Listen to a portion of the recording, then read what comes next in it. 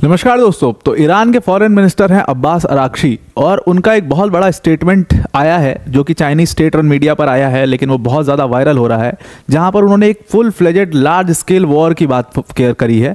और ये वॉर किसके साथ लड़ने की वो बात कर रहे हैं, तो ऑब्वियसली उनका जो सबसे आर्च एनिमी है इजराइल, उसके साथ ये वॉरफेयर के लिए बात कर रहे हैं। और वो कह रहे हैं कि हम पूरी तरीके से रेडी हैं इजराइल के लिए।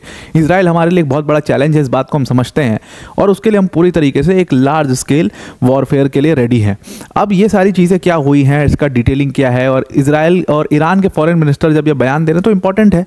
और आपको एक बात और समझनी पड़ेगी कि ईरान के जब फॉरेन मिनिस्टर ऐसे बयान देते हैं, अगर आप ईरान की पॉलिटिक्स को समझते हो तो फॉरेन मिनिस्टर का बयान जो ये आ रहा है, या अयतुल्ला खमीनी जब कहते हैं कि हम इजराइल से बदला लेंगे और एक बहुत बड़ा रिटेलिएशन होगा, ये एक्सटर्मिनेशन का वॉरफेयर है, ये सारी चीज़ें जब आप सुनते हो तो आपको समझना पड़ेगा कि अगर आप ईरान की पॉलिटिक्स को समझते हो, ईरान के सेंटिमेंट्स को समझते हो, तो ये सारे बयान देना कई बार इनके लिए बहुत आवश्यक भी हो जाते हैं। और दूसरी चीज़, वर्ल्ड जियोपॉलिटिक्स को देखते हुए ये जो बयानबाजी हो रही है ये भी बहुत इंपॉर्टेंट हो जाती है, क्योंकि अब दूसरा ब्लॉक जो है, सिंपली दो ब्लॉक्स हैं, तो दूसरे ब्लॉक में सटने के लिए आपको कुछ ना कुछ ऐसी चीज़ें करनी पड़ेंगी।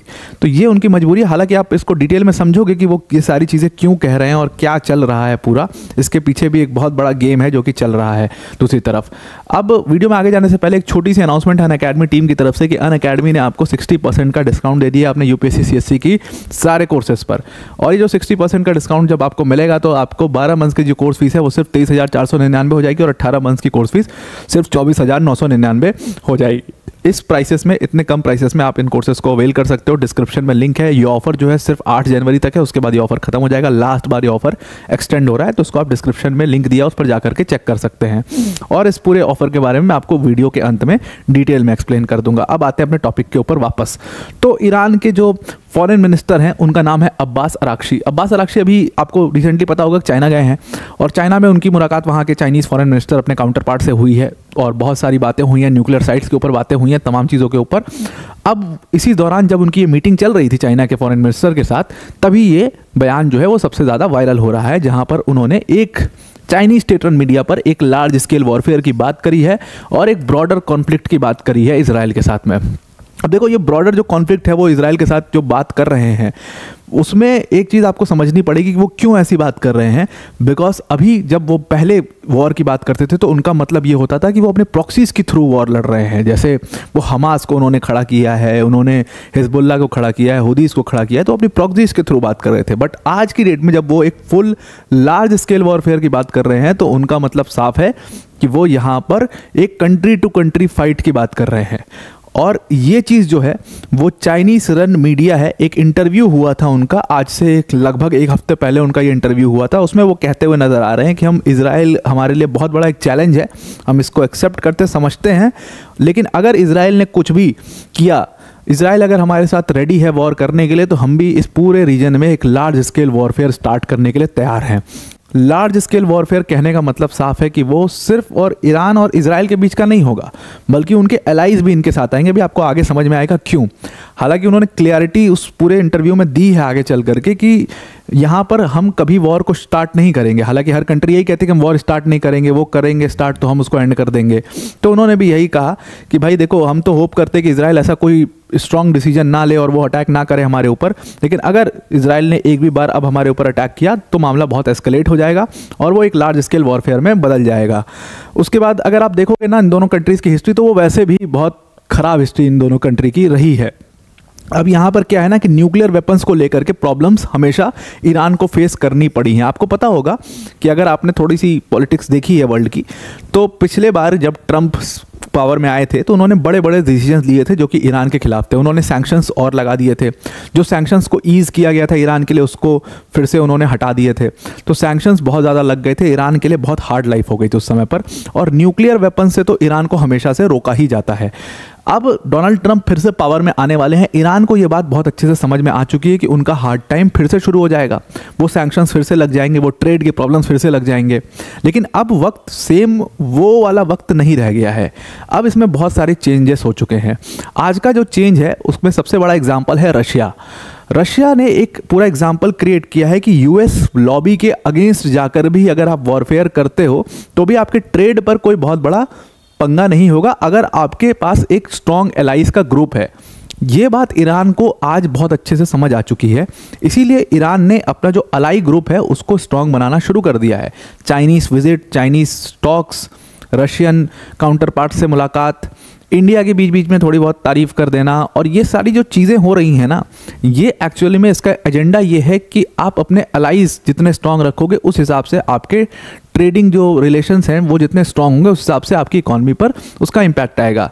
तो इन सैंक्शंस को आप निगेट भी कर सकते हो। हालांकि रशिया को नुकसान तो हुआ, 100% नुकसान हुआ इस वॉर का, लेकिन जो एक ब्रॉडर पिक्चर में आप देखोगे जो बड़ा नुकसान होना था उनको, जो एकदम एक्सपेक्ट ये किया जा रहा था कि भाई यूरोप का मार्केट अगर रशिया से हमने छीन लिया तो पूरी तरीके से रशिया घुटनों पर आ जाएगा, वो सारी चीज़ें रशिया ने बहुत आराम से निगेट कर दी। ये बात इनको आज की डेट में बहुत अच्छे से समझ में आ चुकी है ईरान को। और डोनाल्ड ट्रंप के आने से पहले ही वो अपने जो कनेक्शंस हैं उसको और ज़्यादा स्ट्रॉन्ग कर सकते हैं, करने की कोशिश कर रहे हैं। और न्यूक्लियर वेपन्स की रही बात तो उन्होंने इस चीज़ को साफ कर दिया। और देखो, मैं तो इस बात को मानता ही नहीं कि ईरान के पास अपना न्यूक्लियर वेपन नहीं होगा। ईरान भले कितना भी डिनाई कर ले और दुनिया कितना भी उसके ऊपर सैंक्शंस लगा दे, कई बार कई सारे जियोपॉलिटिकल एक्सपर्ट्स ने इस चीज़ को एक्सप्लेन किया है कि भाई न्यूक्लियर वेपन्स होने के लिए आपके पास क्या क्या चीज़ें होनी चाहिए, और वो सारी चीज़ें में टिक मार्क आता है ईरान का।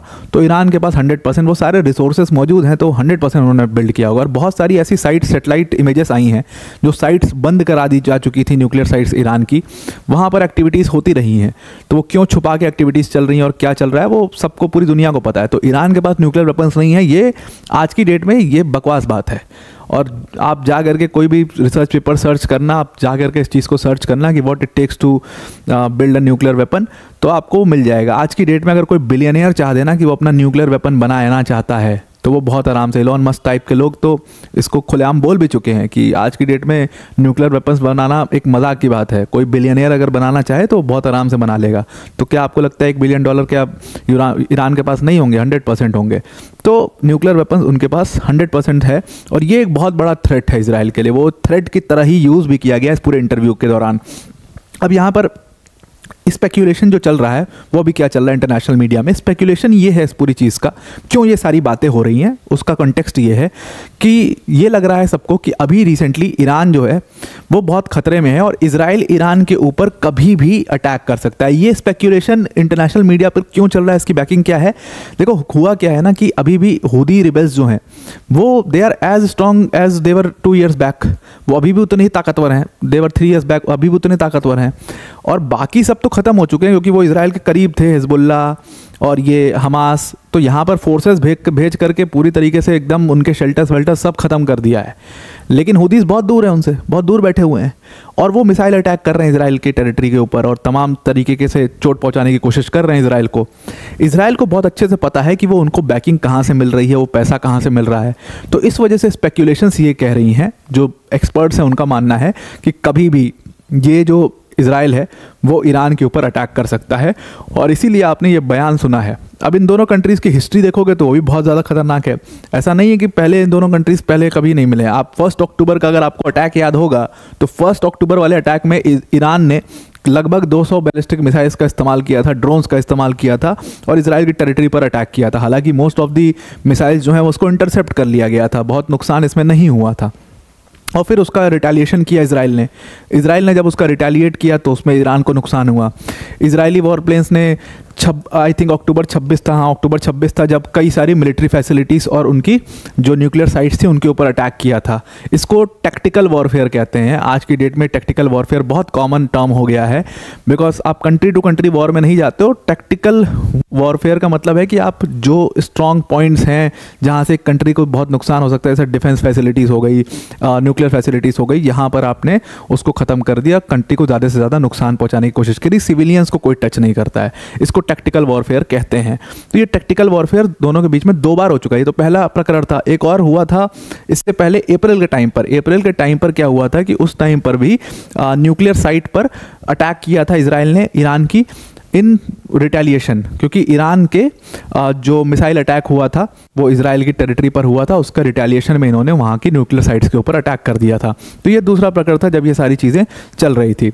हालांकि ईरान के जो फॉरेन मिनिस्टर उन्होंने ये भी कहा कि हमारा अप्रोच आज भी डिप्लोमेटिक है, कल भी डिप्लोमेटिक था और हमेशा डिप्लोमेटिक अप्रोच रहेगा, लेकिन अगर इजराइल जो हमारे ऊपर, हमारी टेरिटरी के ऊपर अटैक करता है, अगर वो अब करता है तो हम पूरी तरीके से एक लार्ज स्केल वॉरफेयर में चले जाएंगे। अब मैंने आपको बताया कि वो ऐसी बातें क्यों बोल रहे हैं। सिंपल सी बात है कि उनको एक अपना ग्रुपिंग जो है वो पूरी तरीके से तय करना है। तो अभी जो वो विजिट पर गए हुए हैं वहाँ पर वो चाइना के फॉरेन मिनिस्टर से उनकी मुलाकात हुई है, और जैसे ही चाइना और उनकी फॉरेन मिनिस्टर की मुलाकात हुई है दोनों कंट्रीज़ के, वैसे ही ये स्टेट रन मीडिया का जो इंटरव्यू है उसको एक नैरेटिव की तरह निकाला गया और वहीं से उनका बयान जो है वो वायरल होना शुरू हुआ। अब इस पर चाइना का क्या टेक है? देखो, चाइना का टेक सिंपल है। चाइना ने बहुत सारे प्लान्स बना रखे हैं, इन्वेस्टमेंट बना रखे हैं, जो कॉरिडोर बना रहे हैं मिडिल ईस्ट में, वो सारी चीज़ों के लिए Iran is a very important country for China. They can not let US tech the middle east from them. और अभी यूएस हार्ड टाइम है, जब यूएस का सबसे ज़्यादा मिडिल ईस्ट में, जहाँ पर उनकी पूरी तरीके से बाइडन ने पॉलिसी की ऐसी की तैसी कर दी है, एकदम ही ख़राब कर दिया है। तो चाइना के लिए बेस्ट टाइम है कि वो मिडिल ईस्ट में एंटर कर पाएँ, and they are entering Middle East. They have already entered Middle East. ऐसा नहीं है कि वो अगले आने वाले 1-2 साल में एंटर करेंगे, वो एंटर कर चुके हैं मिडिल ईस्ट में, और ईरान जो है वो उनके लिए बेस्ट एंट्री डोर है मिडिल ईस्ट का। तो वो 100% ईरान को इसमें सपोर्ट करेंगे। और चाइना के जो फॉरेन मिनिस्टर का अगर आप बयान देखोगे तो उन्होंने साफ कह भी दिया है। चाइना के फॉरेन मिनिस्टर ने कहा है कि ये साल 2025 जो होने वाला है, ये ईरान के जितने भी न्यूक्लियर इश्यूज़ चलते हैं ना, उनके ऊपर रोक लगाई जाती है, उनको बैन किया जाता है, और जो न्यूक्लियर इश्यूज़ चलते हैं उसके लिए सबसे इम्पॉर्टेंट ईयर होगा ईरान के पॉइंट ऑफ व्यू से। अब वो इम्पॉर्टेंट ईयर किस तरीके से होगा, वो फ़ायदे में होगा या उनके नुकसान में होगा, वो तो आपको पूरे साल आने पर पता लगेगा। और डोनाल्ड ट्रंप जब पावर में आएंगे तो आपको पता लग जाएगा। तो अब यहाँ पर क्या है कि एक पूरी ग्रुपिंग जो है वो स्ट्रॉन्ग ग्रुपिंग तैयार हो रही है डोनाल्ड ट्रंप के आने से पहले ही, बिकॉज चाइना बहुत अच्छे से जानता है कि डोनाल्ड ट्रंप पावर में आएंगे तो वो चाइनीज़ गुड्स जिससे वो बहुत पैसा कमा रहे हैं यूएस में जो जा रहा है, सिंपल सी बात है, उनके ऊपर टैरिफ को बढ़ाएंगे। वो 100% उन्होंने खुद ही कह दिया ये सारी चीज़ें। तो उनको एक तो मार्केट चाहिए, बड़ा मार्केट चाहिए, जो उनके पास यूरोप का मार्केट है, उनके पास ऐसा नहीं है, तो यूरोप का मार्केट है, मिडिल ईस्ट वो ले जाएंगे, और ऐसे रीजन्स जो कि यूएस के लिए बहुत इंपॉर्टेंस रखते हैं उन रीजन्स में वो एंटर करेंगे 100%। और इसीलिए ये ग्रुपिंग्स आप देखना शुरू कर रहे हो। अभी आपको 20 जनवरी के बाद आप देखना कि 20 जनवरी के बाद जियोपॉलिटिक्स में ऐसे ऐसे डिसीजंस होंगे, ऐसी ऐसी टॉक्स होंगी, ऐसे ऐसे बयान आएंगे कि आपके होश उड़ जाएंगे। बस ये चीज़ आप, ये सारी स्पेकुलेशंस है अभी, लेकिन ये सब कुछ जो है होने वाला है 20 जनवरी के बाद जब डोनाल्ड ट्रंप पावर में आएंगे। तो आई होप आपको ये पूरा आर्टिकल समझ में आ गया होगा कि बयान क्या है और इसके कितने मायने हैं।